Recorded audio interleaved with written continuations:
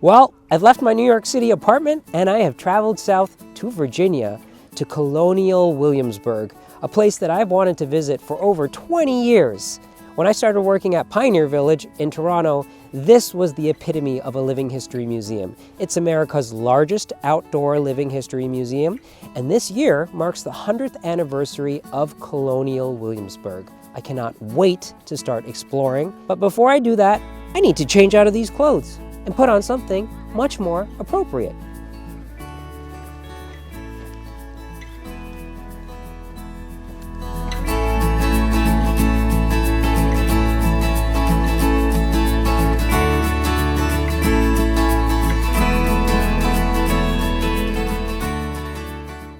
This is Jenna Howlet, who is the head cutter and draper, and Jenna will be fitting me. Yeah, we pulled a couple of looks to try on. I'm gonna do some spot check measurements. Sure. And then we're gonna show you how to wear everything.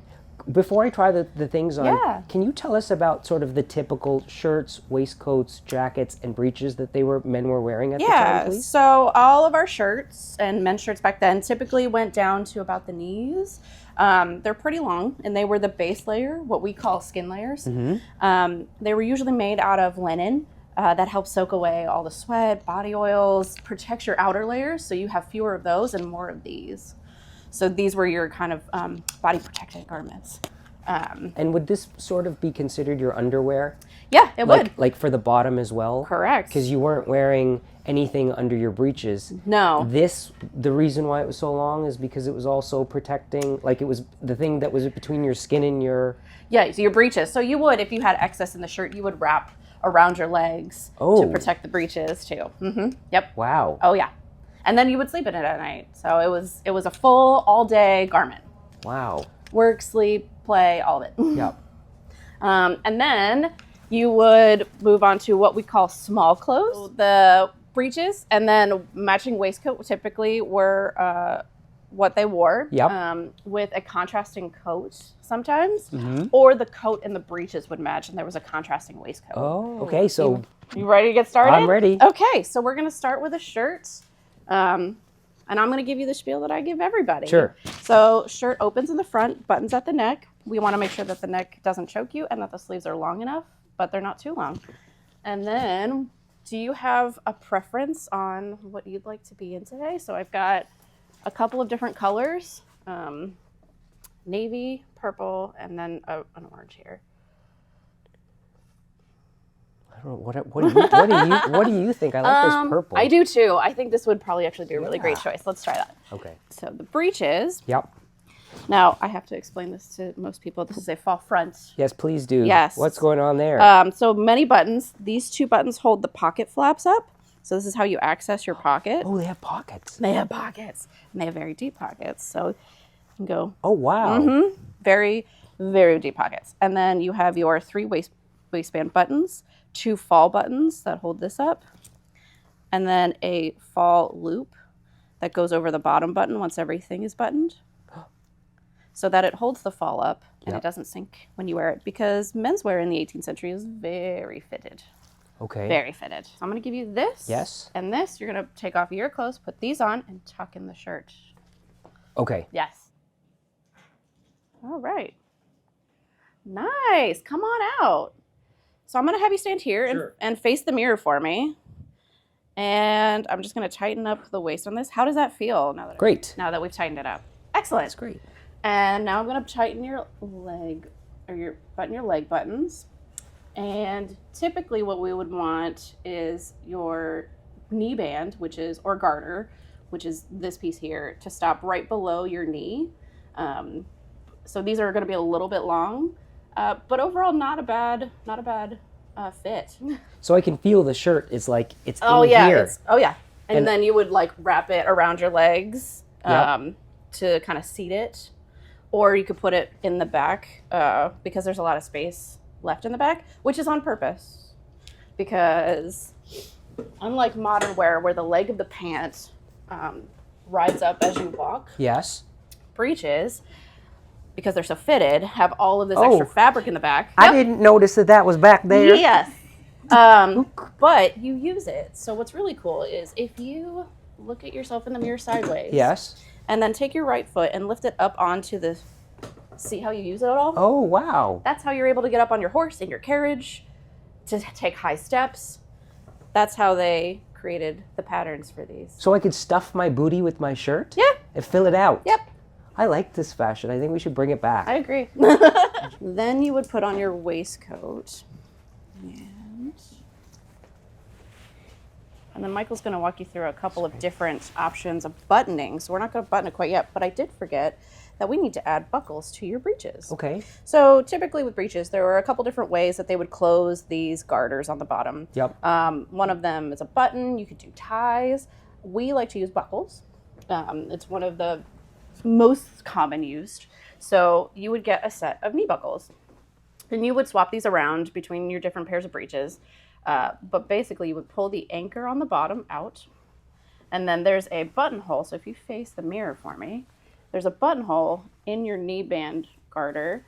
And you would put the anchor through that buttonhole. Yep. And then you twist it so it is perpendicular, kind of locks into place. And then you just treat this like a belt. And you fold it over like this. Wow. And it locks the breeches kind of into place. Yeah. Very nice. Do you want to try it on the other side? Sure. Yeah. Thank you. You're welcome. There. Yep. And then twist. And then twist. Yep. And then this goes like this. Goes up under. You fold the tines over. You don't necessarily have to stab it through the material. Okay. But just like that? Yep. And then it goes back down through the... Oh, wow. Yeah. Hardware. Right? And do these just stick out like this? They can. Sometimes you would, if you pull it taut enough. Oh. There we go. And now it's like this nice smooth. Wow. Yeah. So we start at the bottom, we'll work our way up.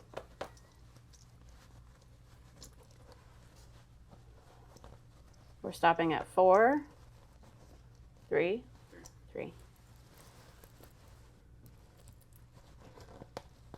1, 2, yep.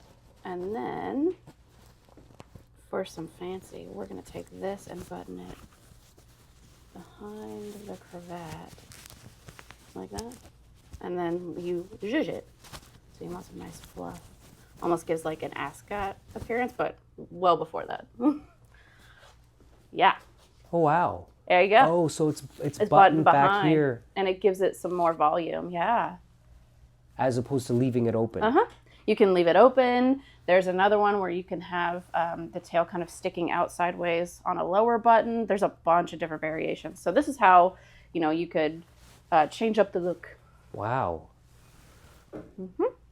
Oh, now we're covering all this. And we're covering all of that now. But wait, there's more. Because then you would have the coat. So tips and tricks for your sleeves, because sleeves are very fitted. Yep. You want to try your best to hold. So you take the fullness and hold it with your hand. Oh. Yeah, while we... Yep. And then... Something's catching. There we go. Got it. Get this up on your shoulders. Again, everything's very fitted in the period. Yep. How do you feel in this?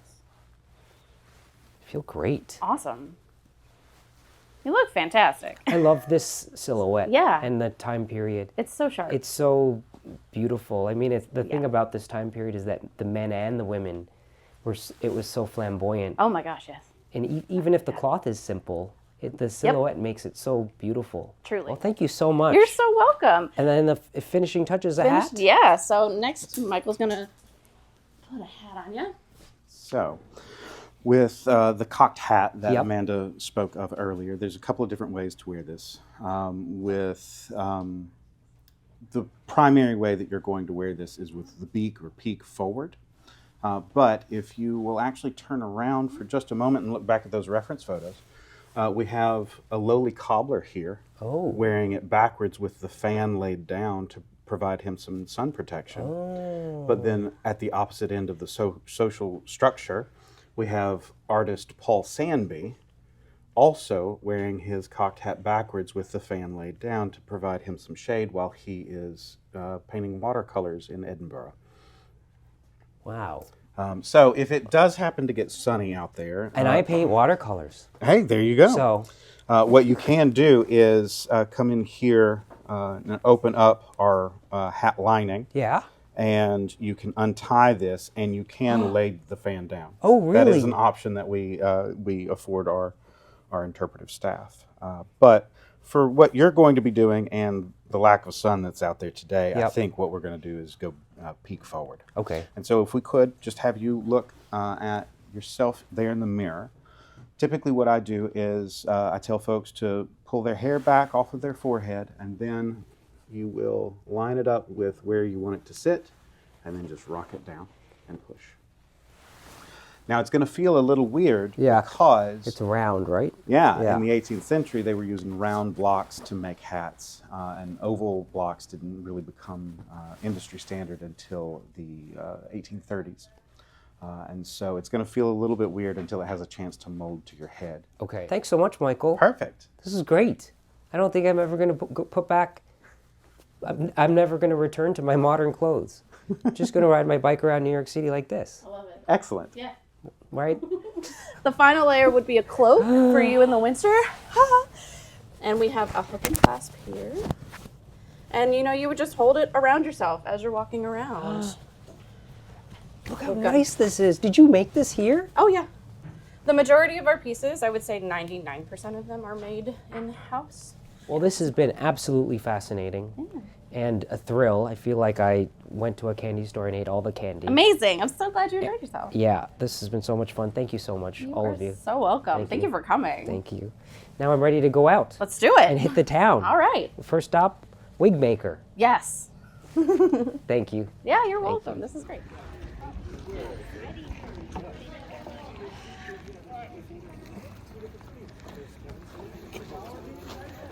No, I didn't.